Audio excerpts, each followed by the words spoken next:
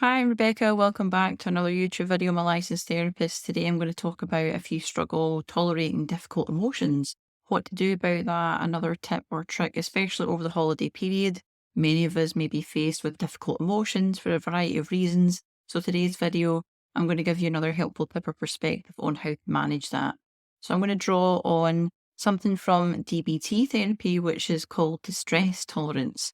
Distress tolerance is the skill of accepting the emotion that you are feeling without resorting to a coping behavior that can worsen your situation and or your overall well-being. So the top three categories of negative emotions that most people tend to struggle with is sadness, anger, and fear. Each of us have a different level of tolerance for these emotions. In fact, all emotions on the spectrum, we've all got differences on our ability to tolerate each of them.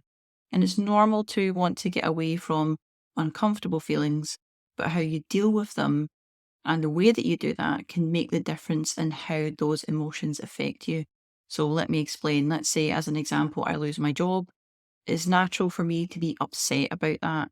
It would be very unrealistic for me to expect myself to just accept it and not feel anything about that. This goes against our natural instincts. We are designed to experience a wide range of emotions, including happiness, sadness, anger, and fear. Our internal experiences, where our emotions are experienced, refer to what you think inside your head and what you feel. And how you handle and experience that is influenced by your temperament, which is partly in your DNA, how you were born, what you inherit, but also in your upbringing, the things that you experience, the way that you're nurtured throughout your life.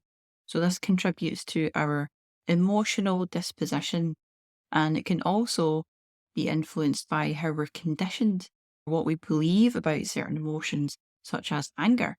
Many people are taught to believe that it's negative and unacceptable and that we should never acknowledge or express anger.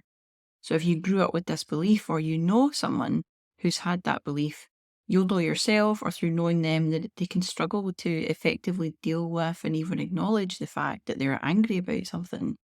You might deny your anger consciously, but your mind still recognizes it, and the suppressed anger can manifest in other ways, for example, as anxiety, which can be confusing if you feel anxious and don't usually feel that way or not understanding where it's coming from. Alternatively, using anger as an example, our unresolved anger could manifest in an entirely different way that's more socially acceptable to us, such as depression.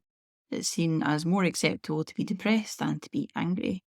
So it's crucial to understand that we have to accept and manage the full range of emotions that you're going to experience throughout your life. And if you struggle with this, your unconscious mind will find a way to help you manage that emotion. So here are some common ineffective short-term relief ways that people try and attempt to manage their negative feelings.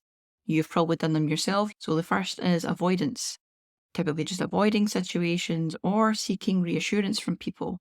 Another common way is numbing, using alcohol, drugs, binge eating, or oversleeping to numb out that feeling and avoid experiencing the discomfort. More extreme ways can be through self-harm. That can take many different forms, but escaping our distressing emotions usually only provides a short-term relief. Sometimes there is a place for short-term relief, but we have to acknowledge it is in and of itself short-term. And depending on how we do that, it can actually harm us in the long run. So in that case, what does it mean to tolerate distress emotions instead of escaping them? It means accepting them, making room for them, sitting with them, and allowing them to pass in their own time. There are several techniques out there within DBT and other therapy approaches to help you tolerate that transition. And one technique is based on mindfulness. You can do your own research on mindfulness. I'm not going to go into all the ins and outs of mindfulness in this video. So one technique is based on mindfulness, and that involves focusing on the present moment with acceptance and without judgment. So when it comes to our negative emotions, it means treating them as observations. Let's revisit the example of me losing my job. If I'm enraged because I believe my company have done this unfairly, I'm going to be expected that I feel anger, frustration, maybe even rage. And what would be healthy for me to approach that with is to first become consciously aware of how I actually feel. Well, naming it for what it is that I feel anger and resisting that urge to avoid, numb out, or escape that feeling or turn to some other coping mechanism like overeating. I want to address this early on before I resort to those short term attempt measures that might harm me in the long run. So I want to acknowledge and say, I'm angry, my boss. In fact, I hate him.